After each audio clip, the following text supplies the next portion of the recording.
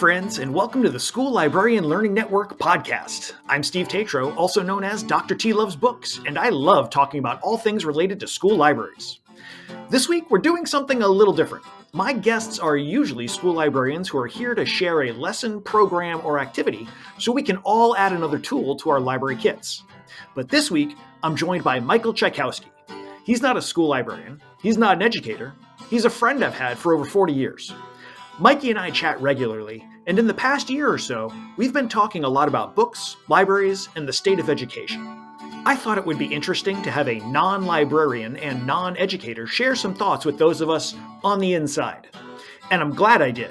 Mikey had some really important experiences and ideas to share regarding reading, school libraries, and being a student. He gave me several important things to think about. I hope you enjoy our conversation as much as I did. Without further ado, let's get to this week's episode. Mikey, why don't you take a second and just introduce yourself so people know who you are? Well, thank you. So let me say, I am definitely a clean slate as far as being on this podcast. I think my qualifications are as follows. One of your closest friends for probably 30 plus years. Yeah. I do not have any direct experience in librarianship or education. Mm-hmm. Most of my working experience has been working in supply chain analysis for public companies, so I don't think you could get any further away than that. And all the experience that I do have with that comes secondhand. My mom was an administrator in the school. Well, she worked in administration in the school system that we came through. My sister-in-law is currently a high school English teacher and works as a department head. And other than that, it's just talking to you and getting your perspective on things. So, well, and that's one of the things I love when we have our conversations is that we do have these conversations about books and reading in school and education. And it's always interesting to kind of get that outside perspective and see, like, how are other people seeing some of the stuff that's going on? Or are they seeing some of the stuff that's going on? Because, you never know. But like you said, I mean, we've known each other since, I want to say, first grade? Pretty much. Yeah. And like we've been in high school, we were on the same in junior high school, we were in the same basketball team for forever. And high school, we spent most of our after school time hanging out. I mean, I was at your house so often, your parents practically adopted me. So, I mean, they did. You were always referred to as, one of the other children. Yeah.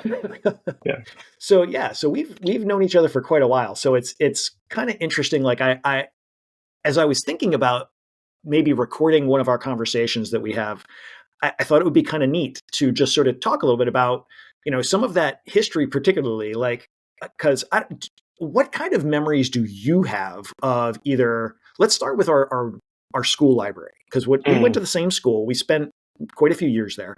What memories do you have of our school library? So do you mean our high school library or do you mean our town library? Because I'm going to tell you, I had distinctly different recollections of each one of those. Yes. So let's start with the high school library. Okay.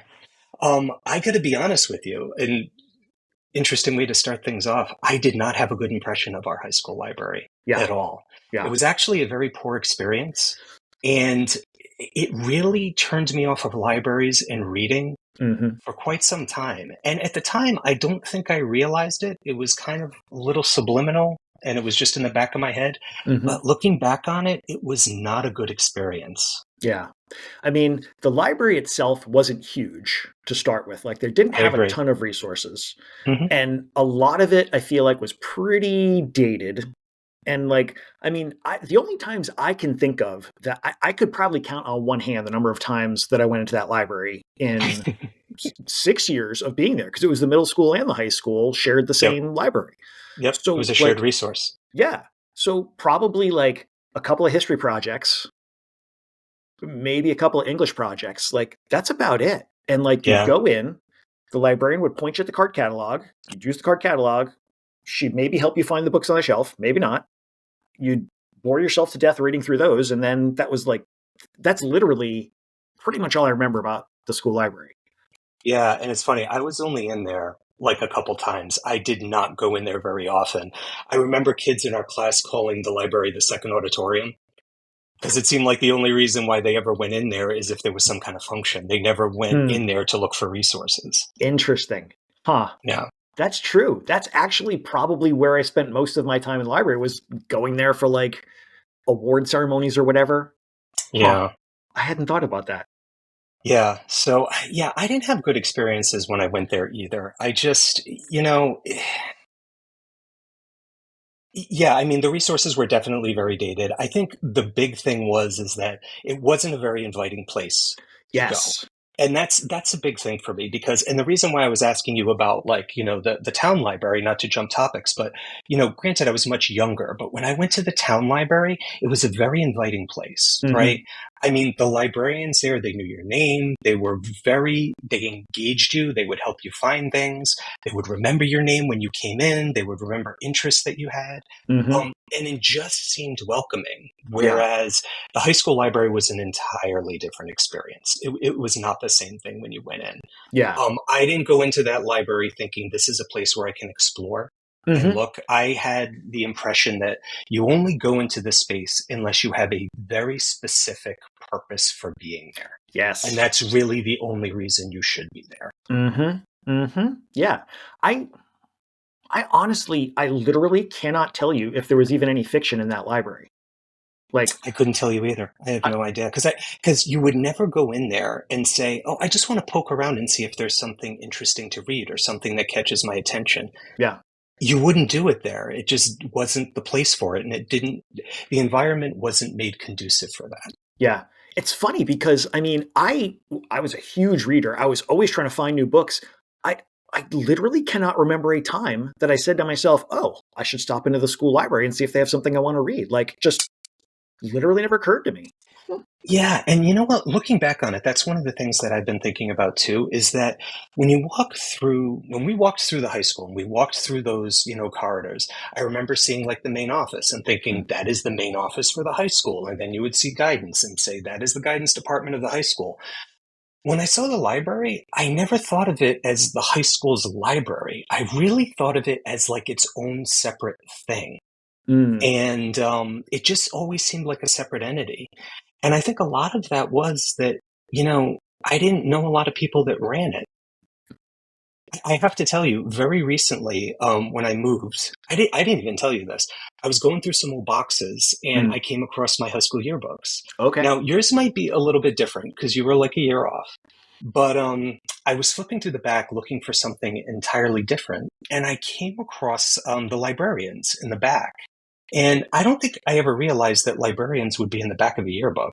Hmm. But they were there, and I looked at them through all 4 years. And I had the same head librarian for all 4 years in high school. And I have to tell you, I couldn't pick that person's face out of a lineup, and I have no recollection of the name at Well, all. I could not tell you. I want to say her. I could not tell you her name. You just Mhm. said librarians, plural. Was there more than There one was. librarian there? So if you look in our yearbook, there is a head librarian that is listed all 4 years, and there are two assistants that are Hmm. listed for each one of those years. Now, I will say, even though the head librarian stayed the same for all 4 years, the assistants, they changed up a lot. Very rarely did any of the assistants stay for 2 consecutive years. And Hmm. that in and of itself might have been a little telling.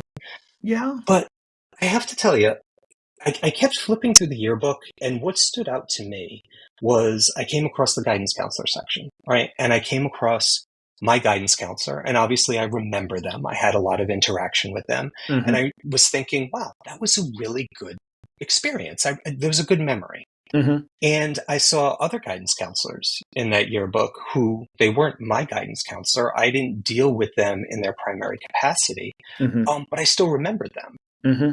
And that was because even though it wasn't to a large degree, they still had somewhat of a presence outside the library. Mm-hmm. And that was a big thing. I would see them in the halls. And even though I may not have dealt with them, they knew I played on the basketball team. So they'd Yeah. say, hey, look, I don't go to any of the games, but I follow the scores. You guys are doing great. And that is really all it took for me to feel comfortable going into guidance if my guidance counselor wasn't there. Yeah. I never really had that comfort with the library that we had in the high school. Hmm. Yeah. It's funny. Like, I could probably still remember most of my middle school and high school teachers. Like, I could probably start rattling off names. Mhm. even of people that I didn't necessarily love, but like had interactions with, even teachers that I didn't have. Like I still remember the names of a bunch of the teachers that were in the school Mhm. just because like you said, you'd see them in the hall, you'd interact with them. I cannot for the life of me I can't picture and I can't remember who the librarian was. Yeah. Huh. Yeah. That's interesting. We Yeah. were very lucky though, because our public library was literally across the parking lot from the middle school and the high school. Yeah, you could walk from the front door to one to the other in probably 3 to 4 minutes. Yeah, Yeah. which was great because I definitely spent some time at the public library. Like Hmm. that was, like you said, different experience. Absolutely a different experience going over there. Yeah. Do you? So one of the things that was a little bit, I'll say weird, a little bit unusual about. We grew up in Rhode Island, and Mhm. Rhode Island had public libraries, but each town had their own library. It wasn't a system at the time that we were basically coming up. It was, I They were think, by all the time, independent. Yep. yeah, I think when we were maybe in college, they started to unify it into a single statewide system. But Yeah, they had something called clan cards, I think, at the time, and that was when yes, it was all under the Rhode Island umbrella at that point in yes, time. Yeah. that's right. What a terrible name. Um, but Yeah, so in hindsight, not the best maybe, decision. yeah, maybe we don't want to call it clan. Maybe we can call it something else. But yeah, but so I spent a lot of time at the Lincoln Library. Mm. I think I've been into the Pawtucket and the Providence libraries, and I think that was probably about it. But which library would you say you probably spent the most time at? Our town library, the one that Yeah. was next to the high school. That's the one that I spent the most time at. That was the one, like, growing up when I went there, like, when we got our library cards when I was younger, like, we Hmm. got our pictures taken with the librarians, like, all the kids from the neighborhood when we got our library cards and went down there together. They You know, had that such was, a their kids section was so great.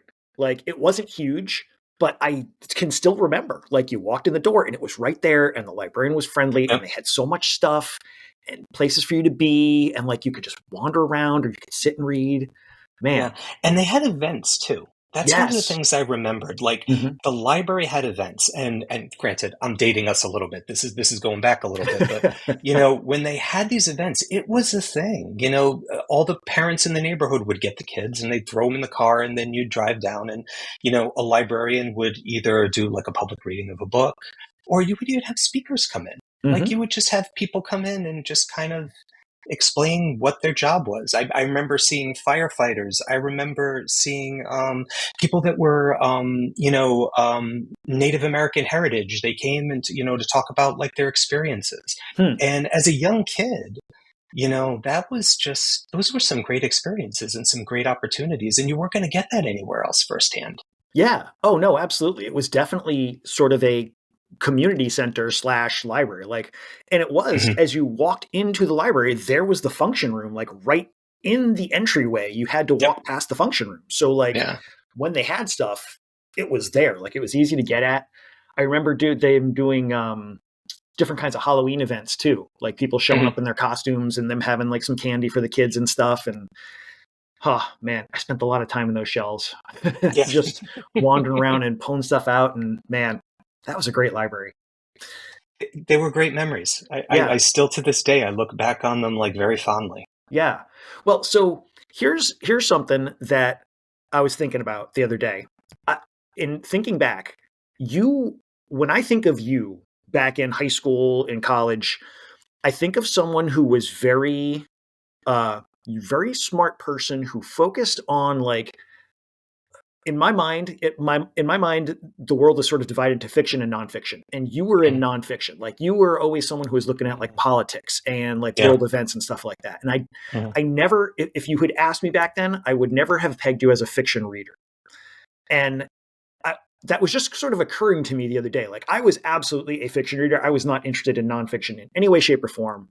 You were always so involved or aware of what was going on, and like Mhm. you were good at sort of paying attention to the world that was going on around us, where I was always Mhm. trying to find a way to get out of the world we were in. So Mhm.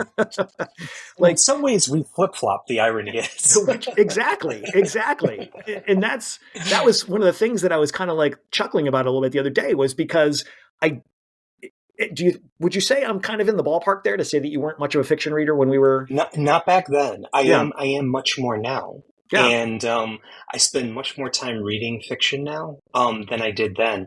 I don't know if there was any particular reason why I did. I think a lot of it was I just think it's how you're brought up. Like my parents, they always had, the news on in the background. If, Hmm.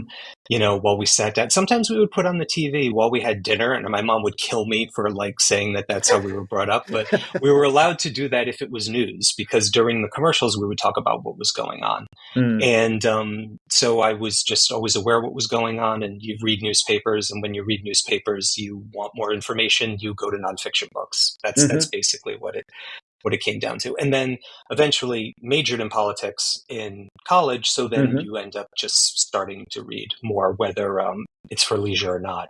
And as I've got older and I read more for pleasure now, um, wow, it's really almost all fiction at this point. So, do you have any thoughts on like when did that sort of transition sort of happen? Would you say? When I started leaning more towards fiction, Yeah. I Like, think when I was finally at a point where I could 100% decide what I was going to read. hmm. When I didn't have to do any more reading for a job or for school. Hmm.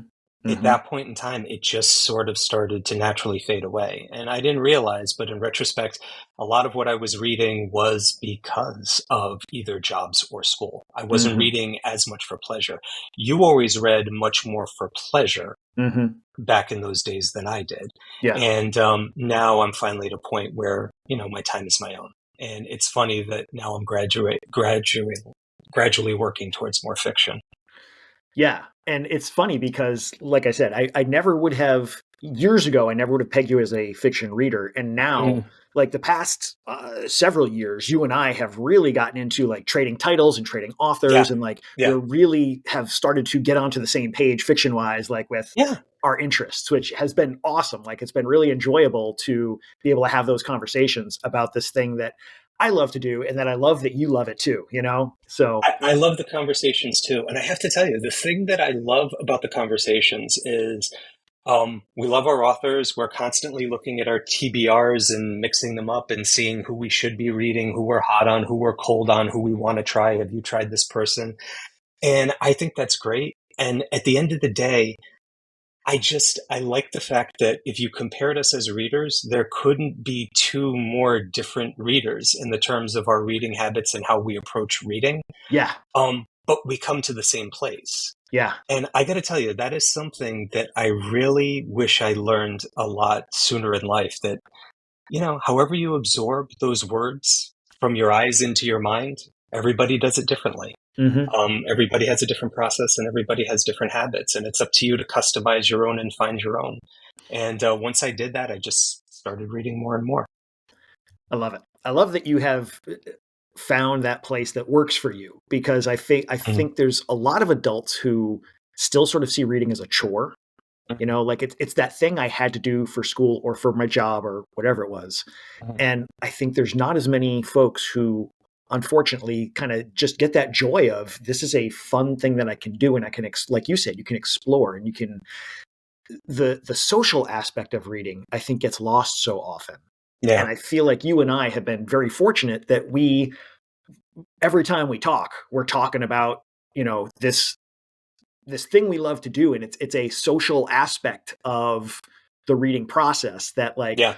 oh man, I read this and you gotta check this out. Or like you had read Project Hail Mary recently.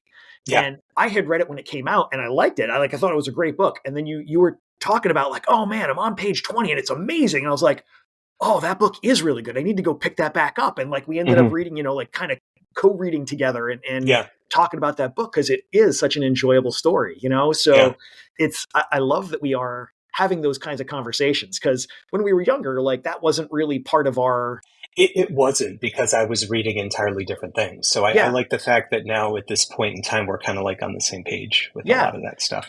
And, I think a lot of what impacted it too for me is that, when you're younger and you're going through the school system, you're really forced to read a lot of things yes, that you don't want to read. yes, And a lot of times that carries into adulthood. with Mm-hmm. people. And they look at reading as something that you just sort of have to do, that it's not an enjoyable experience. It's something that's sort of like an obligation.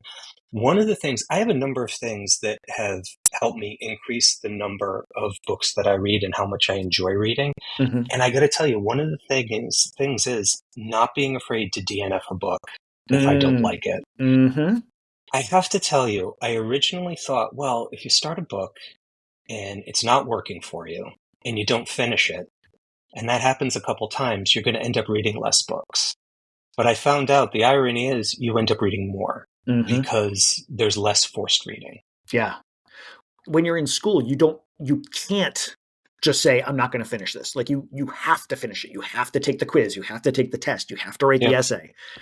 And I think you're hitting on something incredibly important in education that we miss. And I just spent 2 days in Atlantic City giving presentations on exactly this in different ways. But like schools are really good at beating the enjoyment of learning out of students. Beating the enjoyment of reading, particularly, I think, out of students.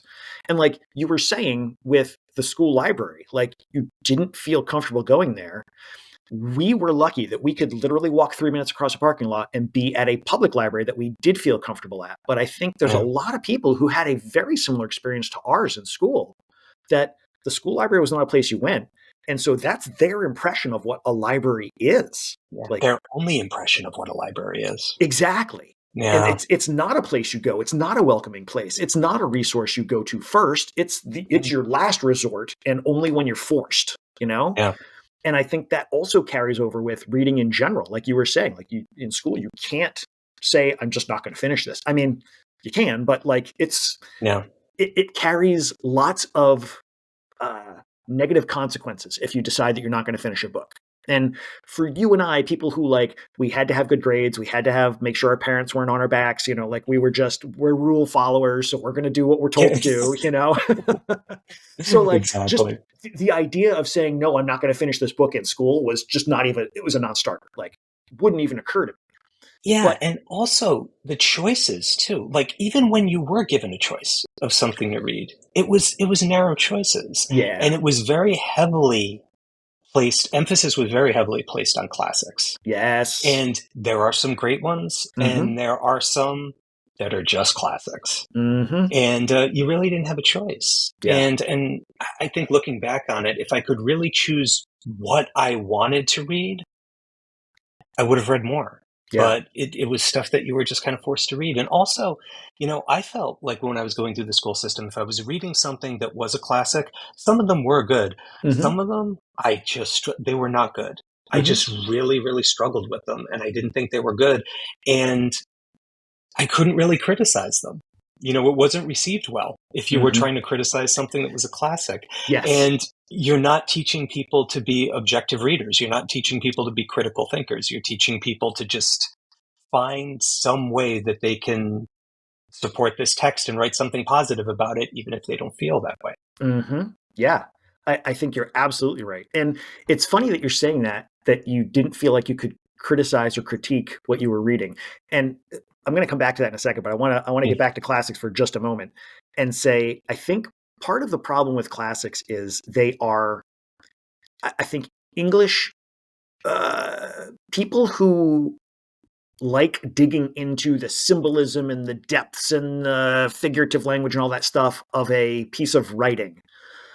They can mine a lot out of a lot of those classics. And that's great and that's fine. But I think too often English classes tend to focus on those skills that you will probably only use if you become an English teacher, rather than saying, let's pick some stuff. Let's get the kids just reading. Like, let's just get them to read something that they want to enjoy. There's so much reading joy that gets lost there. And then coming back to not being able to critique something without feeling like you were doing something wrong. When you said that, something sort of clicked in my head, because I feel like a couple of years ago when we started kind of trading ideas for fiction, that you would ask me for a couple of recommendations. I'd given you some titles, and there were one or two that you were like, yeah, I don't think I got it. Like I didn't really like this, and you almost sounded like you were apologetic about it, or like that you were worried that I was going to be like, oh, how could you? And like, Yeah. I could definitely feel that sort of reluctance on your part to say you didn't like something. And Yes. I think I think that's probably like another remnant of the public education system that sort of landed you with that belief, like you can't say something bad about a book. And it's like, I think that's a lot of it. And I think also, too, when you talk to people about books, there are some people that think that quality of certain works, certain series, and certain authors, I think it's all subjective. But there are people that think it is very much objective. And I think maybe when I was a little sheepish in giving my opinions to you was because maybe I had talked to some other people that did view it as objective. Yeah. And then I think I'm just programmed to respond that way. But yeah, there's a lot of people that do have that point of view. Yeah. And unfortunately, a lot of them are, I think they're really well-meaning. And I again, this is something I did an hour and a half long presentation on this. I think there's a lot of adults in the world who are well-meaning, but who through their practices make reading much less enjoyable for kids when they're trying to help kids be better readers. Oh, But what they're yeah. really doing is making kids not want to read. Yeah. And it's Yeah. a shame because it's like that saying, beatings will continue until morale improves. We're gonna you're gonna read these books until you like them, and it's like that's not how it works. But Yeah. too often, I think that's what happens. And I mean, this conversation, I think, really kind of bears out the idea that we're maybe not doing the thing we should be doing when we are approaching reading in that way. But so I mean, I am really enjoying this as we talk through all of these ideas, because although we've sort of talked around a lot of this in many of our conversations in the past, I don't know that we've come at it quite this directly. And I'm really appreciating and enjoying that you are, sharing these thoughts, because I think I know where I stand on a lot of this stuff. And I love being able to sort of share thoughts with you and get this other perspective on things. Because as you said, not an educator, not school library, like just a dude who loves reading, which I love that you love reading because it's not something that everybody loves. So I'm digging that. I'm just kind of curious, like, would you say that you're who would you say you are as a reader? Let me ask it that way, which I know is a real big and broad question. But if I asked you, like, as a reader, who are you? What do you say? I don't even know how to answer that. I would tell you this. If I was to answer that question a few years ago, I would give you very specific genres and I would give you very specific authors. And I would say that these are the types of books that I read. When I look at what I read now, it's all over the place. I genre hop a lot. Yeah. And I found that's another one of the tricks that helps me keep reading, is that if I stick to one genre for too long a period of time, I'll just burn out on it. So I have a tendency to kind of jump around a lot. Really, who I am as a reader, I've kind of come to the conclusion that it doesn't matter what other people recommend or what other people think is good. All that matters is that pages are turning.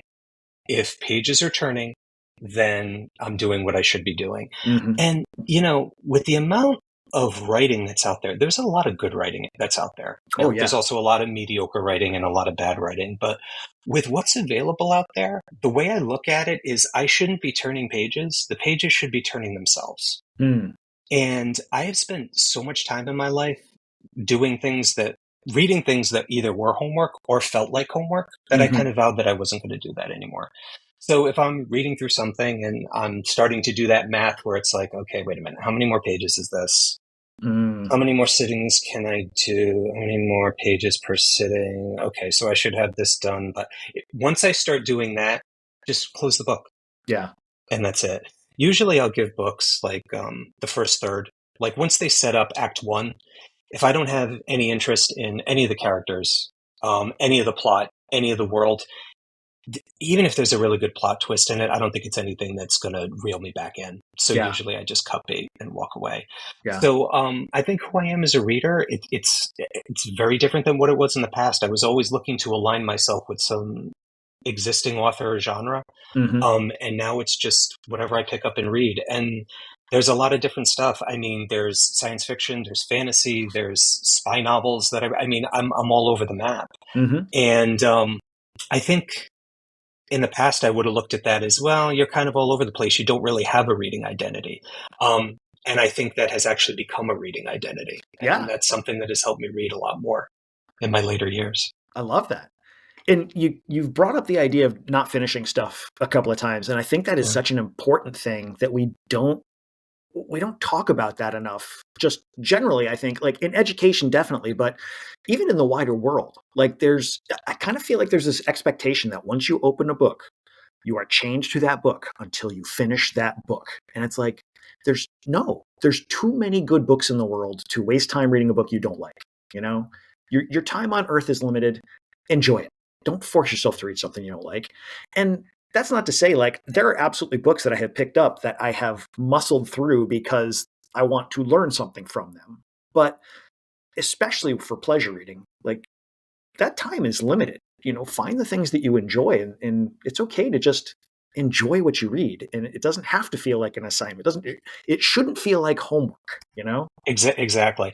And I think one of the things that it took me a while to realize is, if you enjoy reading it and the world thinks it's total marzipan and it's not, this high-end piece of art, it's okay. Yes. It's Yes. completely okay. As long Yes. as the pages are turning and you're enjoying it and it's for your own purposes, Hmm. that's all that matters. Yeah. And that took me a long time to adopt, and I don't know why I was so adverse to that Hmm. for a period of time. But Yeah. I, you know, Again, I think there's sort of some expectations that we build around reading.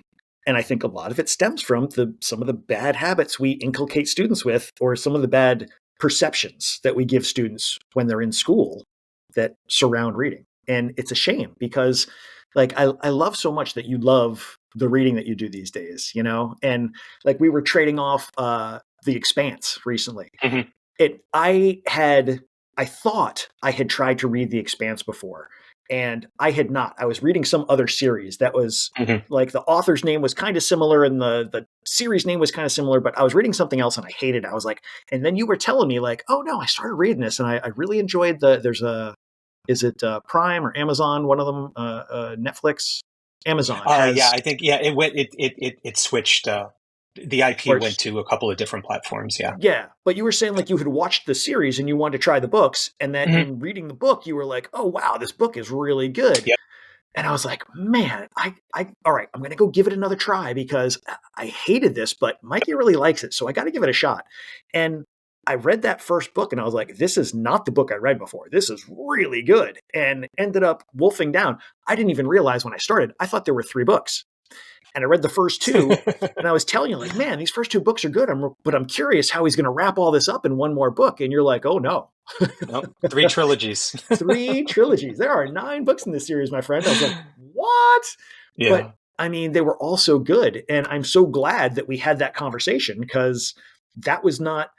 I'm very unlikely to have had that conversation with someone else whose reading tastes I trust because, like, I work in a school, so I talk to English teachers all the time, and so we're always talking about, oh, I read this and I read that, and, like, the people that I work with are excellent teachers and they have good taste in literature, but we don't have the same taste in literature. Like, what they Mm, enjoy reading in their downtime is very different than what I like to read in my downtime.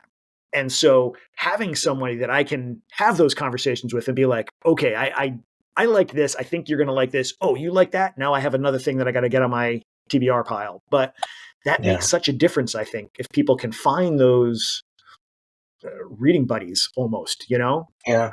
Yeah, because I got to tell you, like, when I look back at periods of time where I wasn't reading a lot, and I am somebody who had a lot of good teachers in my life. I Hmm. had some really, really good teachers, especially in high school, but I didn't get a lot of the best reading advice. Mm. And when I look at how I contradict a lot of the reading advice that I got back then, Hmm. I got to tell, like, first of all, if it's not literature, it's not reading. Uh-huh. Right. So, you coined literacy shaming. So, like, I experienced it, like, firsthand. Yeah. Always finish a book. I heard that, that was always told, like, you have to finish it. Hmm. Um, my favorite, audio isn't really reading. Oh, God. That was something that was drilled into my head. And I use audio a lot less than I used to, but Mm. I still use it. And there's a lot of people that don't. Like, I know you don't use it at all. Yeah, it And just never really worked for yeah, me, but and that's again, to okay. each their own. Yeah, Yeah. people are hardwired differently. Yeah. And there's sometimes that I'll seek it out just because there's really good performances. Mm. And I like doing that. If it's something that's a little more dense and I Mm-hmm. think I'd like to just not have as much mental overhead while I'm Mm-hmm. absorbing the information, I'll do that. Mm-hmm. But that's something that's been really useful to me in the past. And it was something that was strongly discouraged Mm-hmm. very early on. And it's a piece of advice I wish I hadn't listened to earlier Yeah. on. Yeah. Yeah. And now, correct me if I'm wrong, but I know this part. You recently got glasses. I did. Did that also have some impact on your reading? Because I feel like around the time you got them, we had a conversation about this. It did. And I got to tell you, it just, man, so many small changes made reading a lot easier. Mm. I didn't realize I needed glasses like Mm-hmm. pretty badly. And I was experimenting with readers for a little bit and that kind of got a little better. And then I went and got like a real eye exam and they pointed out that the magnifiers I was using they were very much like underpowered. Hmm. I got like an actual prescription and that helped a lot. And the other thing that helped a lot was, you and I were talking about physical books Mm-hmm. versus actually using an e-reader. I hadn't used an e-reader before, um, and I had adopted that. So the combination of the glasses and the e-reader just made everything far more comfortable. One of the things that I had mentioned to you that I never imagined this being a thing was I always thought I would be just a physical book reader. And I think that might have also been one of the things in talking to people. It's like, oh, books are kind of sacred. It's physical Mm. books. It's the feel of them and the hold of them. Yeah. And that was true. And I kind of adopted that. And that was kind of why I was resistant with e-readers. Mm-hmm. Um, and then I, picked one up and the first book that I read through, I went through pretty quickly. And one of the things that I realized is that and again, this all goes back to like finding your own reading process and like customizing it accordingly. Mm-hmm. I don't think a lot of people are like this, but one of the things that I noticed is that when I read, I am very distracted by changes, even if they're subtle, in font size, Hmm. um, fonts, and even if like certain pages are like a brighter white or like a Yeah. darker white. Uh-huh. It doesn't mean I can't read it. It's just distracting when I Hmm. go from one to the other. And I didn't realize how distracting it was and how much more friction it was creating until you get the e-reader, you open it up, and it's always at the settings you want. It's always the exact amount of light that you need. It's always at the settings that you put it at. Mm-hmm. And all that other stuff that was kind of distracting just went in the background. And then it was just absorbing content. So that made things a lot easier and just made reading just a much more enjoyable experience. When you had mentioned that, because when you got in the glasses, you'd mentioned that you were having an easier time reading, like that you actually you found it less stressful, like your body was having less fatigue from reading when you had the Yeah. glasses. Yeah, I could sit for longer periods of time and absorb information more easily. Yeah. Yeah. And then when we had the conversation about should you get an e-reader or not, and like you were kind of resistant because you were like, I have enough devices. Do I need another device? Holy smokes, I can read on Yeah. my computer screen. And I just told I hope I didn't oversell you, but I kind of said like, I got to say my e-reader, I really appreciate the way, the screen works. It's really more like paper than you would believe. And you said that really helped too. And it's funny because I honestly hadn't really thought about there's a physical comfort level that if you're not finding it as you're trying to read, that's going to impact your ability to read. And like it literally never occurred to me until we started talking about you getting your prescription and getting the e-reader. And it was like, that's a really interesting point. Like just the physical comfort when you read absolutely matters, but it's not something that I had given enough thought to. So, like, there are teachers who will set up comfortable reading, or libraries will set up comfortable reading spaces in their rooms, or like one of my colleagues would let the kids. She just would bring in blankets, like just tons of blankets, and she'd let the kids lay on the floor and read their books. And I'm like, that can't. You've got a quarter of an inch of compressed cotton between you and a cement floor, kid. Like that cannot be comfortable. But like Yeah. for them, that was giving them a different physical sort of sensation from sitting in a hard school desk with the book, held in front of them on the desktop of the desk. When they can spread out, when they can do different kinds of things, kids that you would never expect to read actually start to read. And it's like, oh, this is like Tumblr started to click when you were saying, for you, that really was, the physical element of it was a real when you were able to kind of take away some of the physical stresses of it. It's about limiting the distractions. Yes. So you can just focus on the reading. Yeah. And I mean, I found other things, just like little tweaks, just even like, granted, we're all very busy and there's maybe limited time for reading anyway. But, I always would just be reading late at night because that's what I just thought people did. And I am very much a morning or an early afternoon person. And so if I had time on a weekend, if I was reading late at night, I just wasn't absorbing everything as well because I was just exhausted and I was forcing myself to, to get through the pages. But if, I got up really early and I had some time, I could, open up the Kindle and I could go through stuff a lot quicker, and it was just far more enjoyable.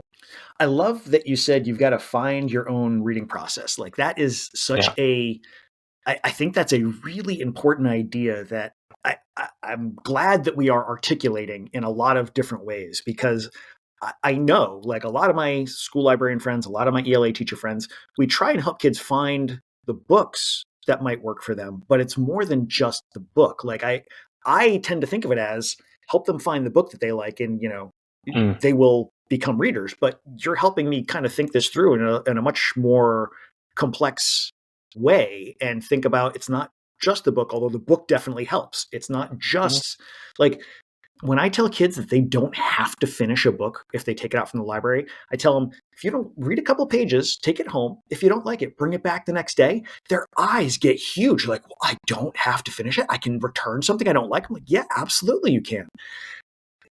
Like, giving them that power, like that's an element of it, but it's not all of it.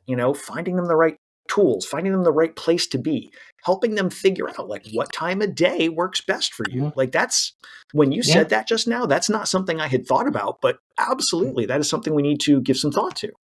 Or like how we talked about, if you tend to get on a series that you enjoy, you'll go straight through it because that's how you enjoy it. And then if I were to follow that same path, I would just end up burning out on it and never finishing it and going to something else. Whereas if I broke it up, I would finish it. I think one of the things that, when I look back on it in retrospect is that, again, some really good teachers, but it was well-intentioned advice, but it probably wasn't the best advice. I remember at one point in time, getting advice from a couple of teachers when it was some point in junior high school, going into high school. I just noticed that other kids around me were reading faster and absorbing things more quickly. I could do the work and I could absorb everything, but it just seemed to be taking me a little bit longer.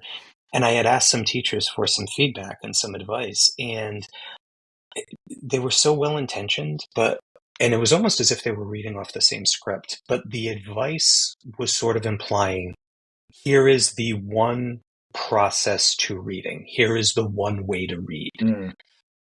So they were saying things like, make sure, you have well-lit space. And, if you're feel like you're not absorbing the words, read out loud to yourself.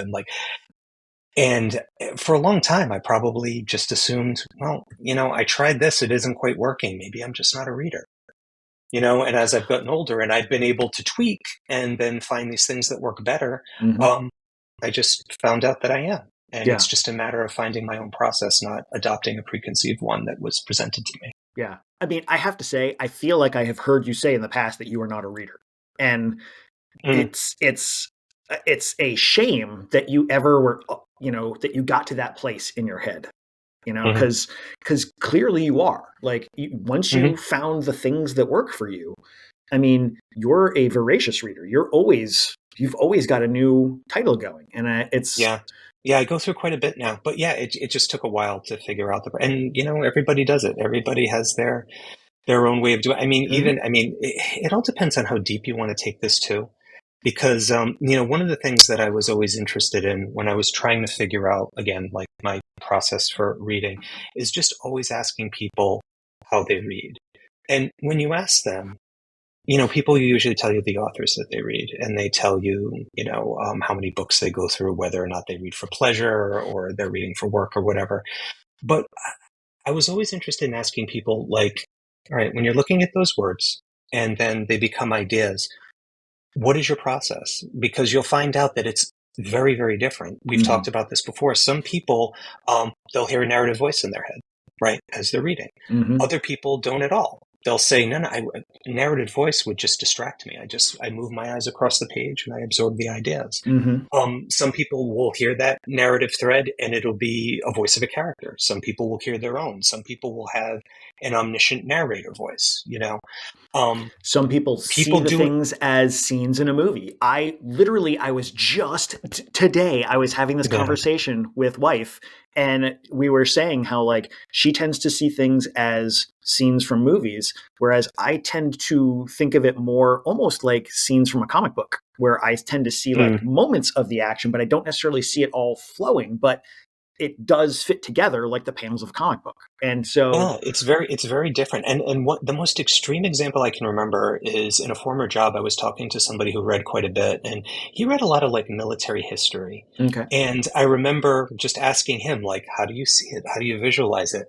And everything was just maps and calendars in his head. That's just how he absorbed the material. And he could spout off facts pretty quickly. He had it all committed to memory. So I think the thing was, if somebody when I was younger had told me, like, look, everybody's going to see it in their head differently. They're going to process it differently. Don't worry about trying to find any one way to do it. Just see what works for you. Try different things, and whatever makes you focus more on the content and less on the distractions, that's your process. And just do that, and then you'll find yourself reading. I wish it was something that I had found out earlier in life. I'm glad I found it out now.